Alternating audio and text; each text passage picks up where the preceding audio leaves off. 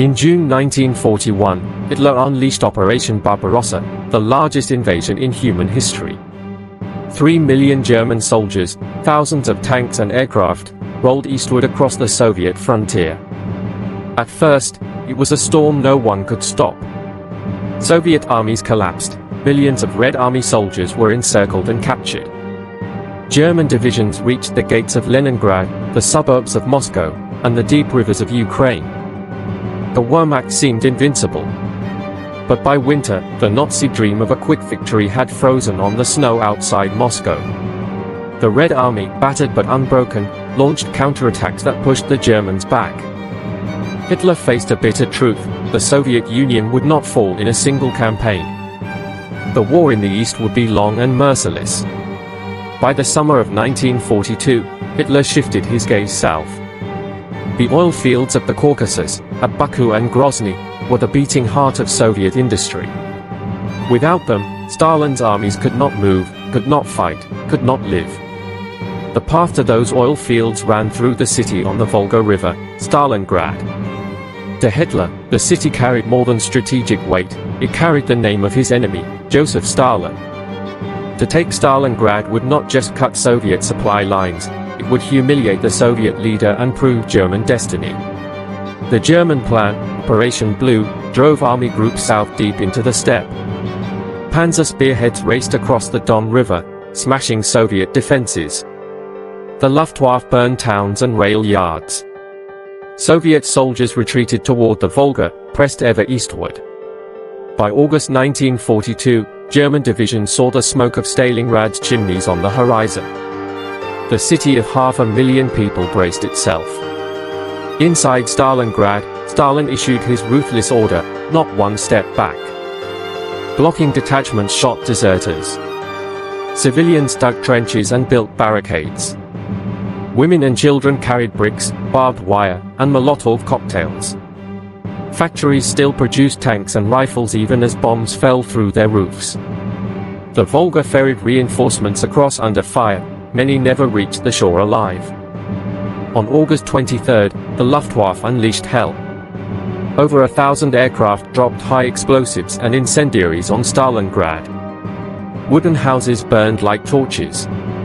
The city became a field of ruins, a nightmare of rubble and ash. Tens of thousands of civilians died in a single day.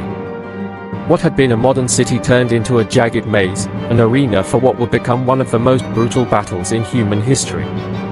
The Germans believed the devastation would break Soviet resistance. Instead, the ruins became the Soviets' ally. Streets vanished under piles of bricks, landmarks collapsed into skeletons of steel. Where tanks once could maneuver, now only men with rifles and grenades could crawl forward. The stage was set for a different kind of war, one fought house by house, floor by floor, room by room. The Red Army, under General Vasily Chuikov of the 62nd Army, prepared to bleed the Germans dry. Chuikov told his men, "We will hold Stalingrad or die there." Stalin echoed the vow, "The Volga is behind you. There is no land beyond the Volga." And so the German 6th Army under General Friedrich Paulus, over 250,000 strong, marched into the inferno. They expected victory in days. Instead, they stepped into a grinder that would consume them, body and soul. When the German 6th Army approached Stalingrad in late August 1942, its soldiers expected another swift victory. They had triumphed in Kiev, Kharkov, and Sevastopol. Why should this city on the Volga be different? Yet Stalingrad was no ordinary city, it was a fortress of factories, rail lines, and working-class districts stretched for miles along the river. And it was defended with a ferocity the Wehrmacht had never faced before. The Luftwaffe's bombardment had flattened whole neighborhoods, but in doing so, it created a defender's dream, a labyrinth of rubble. German tanks that rolled down broad avenues suddenly found themselves trapped by collapsed buildings and cratered streets. Infantry advanced cautiously, knowing that behind every wall or cellar door lurked Red Army soldiers armed with submachine guns, grenades, and sheer determination. General Vasily Chuikov, commanding the Soviet 62nd Army, understood he could not defeat Paulus's army in open battle. Instead, He pioneered a brutal tactic, hugging the enemy. His troops clung as close as possible to the Germans, sometimes only 50 meters away, so that the Luftwaffe and German artillery could not strike without hitting their own men. This turned the fight into a soldier's nightmare, close quarters combat where bayonets, knives, and even shovels became weapons. Every landmark in Stalingrad became a battlefield with its own legend. The Mamayev Kurgan, a hill overlooking the city, changed hands dozens of times. Its soil was churned into dust by artillery, soaked with blood, and littered with twisted helmets and bones. The Red October factory and the Barricade factory continued to produce tanks and mortars even as shells smashed through their workshops. Sometimes newly built tanks rolled straight from the factory floor into battle. The grain elevator, filled with wheat that smoldered under fire, was defended by a handful of Soviet troops for days against waves of German assaults. When the survivors were finally captured, the Germans were stunned. They had thought they were fighting hundreds. The fighting was so intimate that soldiers spoke of Rattenkrieg, the rat war. German squads would clear one floor of an apartment building while Soviets held the floor above and below. Snipers like the legendary Vasily Zaitsev hunted through the ruins, turning the city into a chessboard of death. The Germans brought flamethrowers and Stuka dive bombers. The Soviets answered with ambushes and counterattacks launched from the sewers. The cost mounted with every block. German divisions that had marched proudly into the city were reduced to shadows of themselves. Progress was measured not in kilometers but in streets, buildings, even rooms. A single factory wall might be fought over for an entire week. By October 1942, the Germans controlled most of the city, but they had not broken the Soviet defense on the banks of the Volga. Reinforcements and supplies continued to cross under relentless fire. At night, Soviet gunboats ferried men across. At dawn, many were dead before they reached cover. Hitler, obsessed with capturing the city that bore Stalin's name, ordered Paulus to take it at any cost. There could be no retreat, no pause. The Wehrmacht ground forward, but every advance bled divisions white. The Soviets, for their part, clung to Stalin's order, not one step back. Entire battalions died where they stood, yet replacements poured in, conscripts, Siberians, even convicts, each wave throwing themselves into the ruins. By November, the German flag flew over most of Stalingrad. But the Soviets still held narrow strips of the riverbank. The city was not conquered, it was merely in ruins. Paulus's men were exhausted, frostbitten, and undersupplied. Winter winds howled across the Volga. Snow began to fall on the shattered husks of factories and corpses frozen in the streets. And far beyond the city, the Red Army was gathering. While Paulus and Hitler fixated on the last pockets of resistance inside Stalingrad, Soviet generals Zhukov, Vasilevsky, and Rokossovsky prepared something far larger. The Germans thought they were closing a fist around Stalingrad. In reality, the Soviets were preparing to close a fist around them. By November 1942, the German 6th Army was deep inside Stalingrad, locked in house-to-house combat. Paulus believed victory was within reach. Hitler, obsessed with the city's symbolic value, demanded total commitment. But in their tunnel vision, the Germans overlooked the weak seams of their position, the flanks. While elite German divisions fought in the ruins, their flanks along the Don River were guarded by Romanian, Hungarian, and Italian units, allies brave but poorly equipped. They had few anti-tank weapons, thin defenses, and low morale after months of war. The Soviets saw the opportunity. Marshal Georgy Zhukov, alongside Alexander Vasilevsky and Konstantin Rokossovsky, orchestrated Operation Uranus, a massive counteroffensive designed not to retake the city block by block, but to encircle the entire German force inside it. The plan was audacious: attack the weakly held flanks north and south of Stalingrad, break through, and meet in the rear, cutting off the 6th Army completely.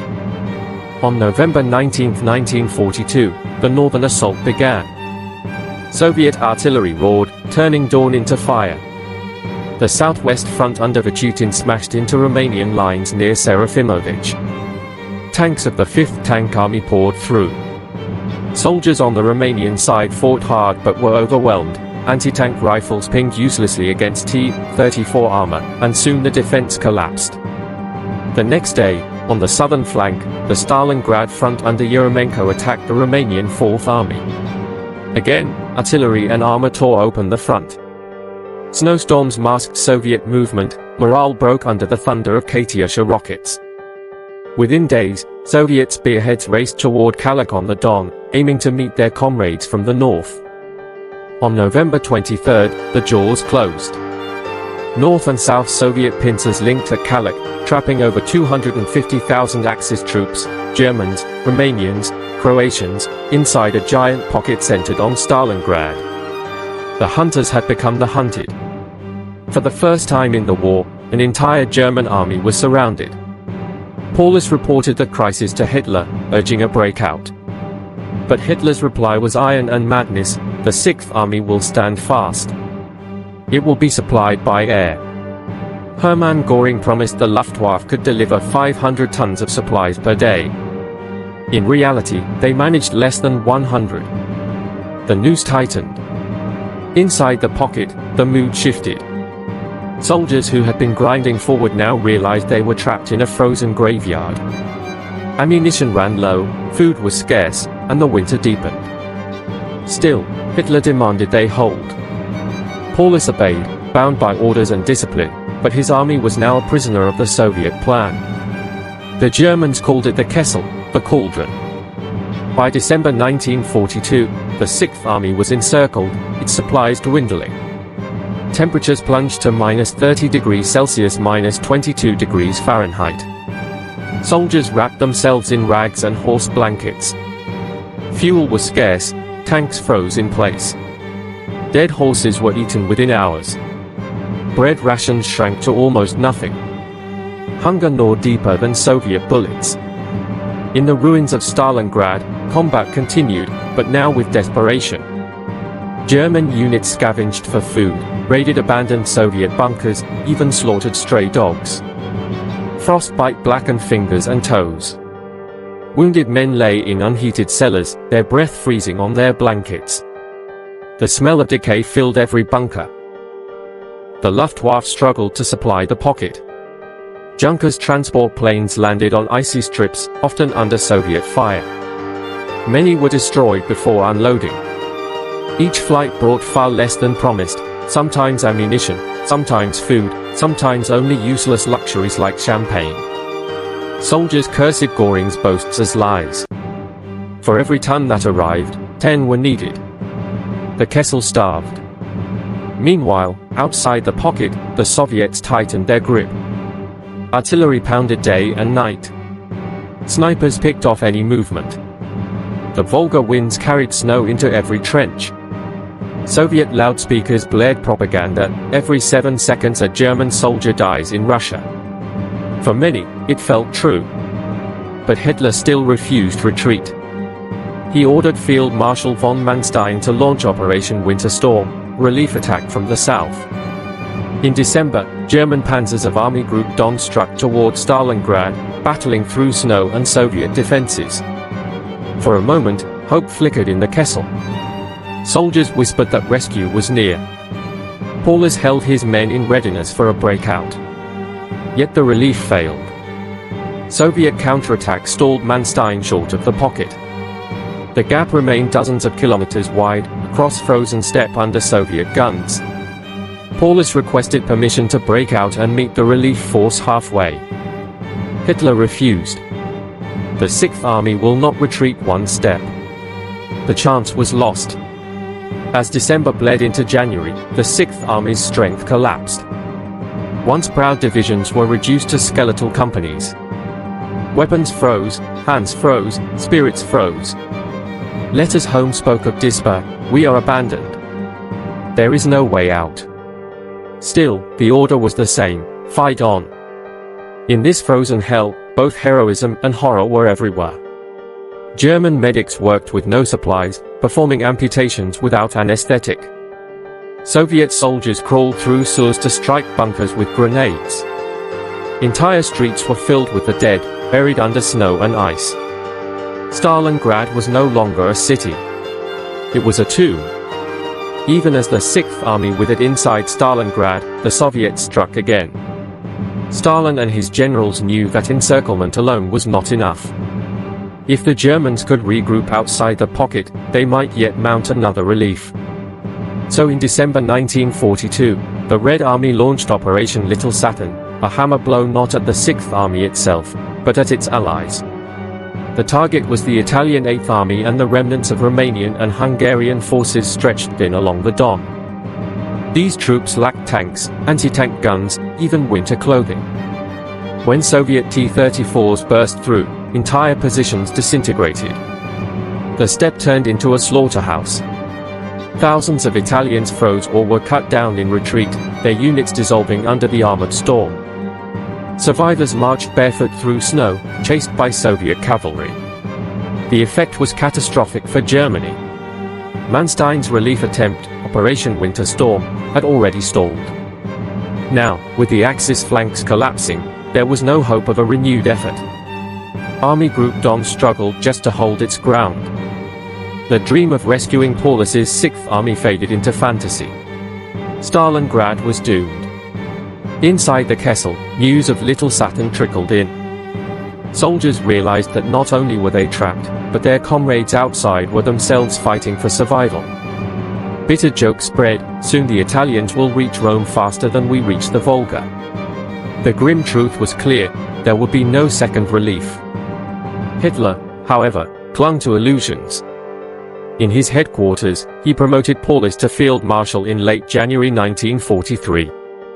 No German Field Marshal had ever surrendered. The message was obvious, he expected Paulus to fight to the last bullet, or die in the ruins. To Hitler, a heroic last stand mattered more than the lives of 250,000 men. But Paulus was not a fanatic. He was a professional officer, methodical and cautious. His army was starving, frozen, and broken. There was no miracle left. And the Soviets were closing in. By January 1943, the Kessel was disintegrating. Soviet armies pressed tighter, squeezing block by block. The once mighty Sixth Army was reduced to scattered strongpoints, cellars, ruined factories, frozen fields. Ammunition was almost gone. Rations were measured in ounces of bread made from sawdust. Horses, dogs, even wallpaper paste were eaten. Starving soldiers fainted at their posts. Medical stations were nightmares. Thousands of wounded lay without morphine, without bandages, without hope. Gangrene spread unchecked. Frostbite claimed limbs daily. Men wrapped themselves in curtains and carpets to survive the night. Death came not with a bang, but with silence. Soldiers simply never woke again. Soviet loudspeakers urged surrender, the Volga will be your grave. Lay down your arms. Leaflets promised food and safety. Some Germans gave in, staggering toward Soviet lines with hands raised. Most fought on, bound by discipline, fear, or sheer hopelessness. On January 10, 1943, the Soviets launched Operation Ring, the final crushing assault. Thousands of guns opened fire in unison, shaking the ground. The Kessel shrank daily as Soviet divisions advanced from all sides. Villages and airfields fell. The Sixth Army fractured into two isolated pockets, northern and southern. Paulus, now Field Marshal, sent desperate signals to Berlin. Hitler demanded he fight to the last man. Paulus replied with silence. By the end of January, Soviet troops stormed into the city center. The German command post in the department store basement became a trap of its own. On January 31st, Paulus surrendered the southern pocket. 2 days later, the northern pocket collapsed. Of the 250,000 Axis soldiers trapped at Stalingrad, only about 90,000 surrendered alive. Fewer than 6,000 would ever return home from Soviet captivity. The rest perished in camps, marches, or the ruins themselves. The once invincible Wehrmacht had suffered its greatest defeat. An entire German field army had been annihilated. The myth of Nazi invincibility was broken. From this frozen graveyard, the Red Army would begin its relentless drive west, all the way to Berlin. The fall of Stalingrad sent shockwaves across the world. In Berlin, silence gripped the Nazi leadership. For the first time, Hitler had to admit a colossal defeat to his people. On German radio, Joseph Goebbels announced the loss in solemn tones, calling it a heroic sacrifice. But behind the words was catastrophe: an entire army gone, hundreds of thousands of soldiers dead, captured, or missing. Families across Germany waited for letters that would never come. For Hitler, Stalingrad was more than a defeat, it was a turning point in his relationship with his generals. He had overridden their advice, demanded impossible orders, and sacrificed the Sixth Army for pride. Trust within the German high command eroded. Officers began to whisper, was the Führer leading them to ruin? Among the Allies, Stalingrad became a beacon of hope. In London and Washington, headlines celebrated the turning point on the Eastern Front. The Soviets had not only defended their city but destroyed the spearhead of the Wehrmacht. It was proof that the Red Army could go on the offensive. Aid through the Lend-Lease program intensified, tanks, trucks, and food streamed east across the Arctic convoys and Persian corridor. The Grand Alliance felt momentum shifting. In Moscow, Stalin seized the victory for propaganda. Posters proclaimed the heroism of the defenders, the names of Stalingrad's landmarks, Pavlov's house, Mamayev Kurgan, the tractor factory, entered legend. Soldiers who survived were honored as symbols of resilience. For Soviet civilians, battered by years of invasion, the victory was a spark of pride. If Stalingrad could hold, the motherland could endure. Militarily, the battle was devastating for Germany. Over 500,000 Axis troops were killed, wounded, or captured. Entire Allied armies, Romanian, Hungarian, Italian, were shattered. The Wehrmacht lost irreplaceable equipment, tanks, artillery, and above all, confidence. The Eastern Front, once a tale of endless German advance, had turned into a war of attrition that Germany could not win. For the Red Army, the victory came at staggering cost. Estimates place Soviet casualties at over 1 million, dead, wounded, or missing. Civilians suffered horribly, tens of thousands were killed in the bombardments, others starved or froze in cellars. Stalingrad itself was a corpse of a city, ruined, burned, nearly uninhabitable. Yet out of this destruction came a victory that shifted the war's balance. From February 1943 onward, the initiative belonged to the Soviets. They would drive west, retaking Kharkov, Kursk, Kiev, and eventually pushing into Poland and Germany itself. The road to Berlin began in the ruins of Stalingrad.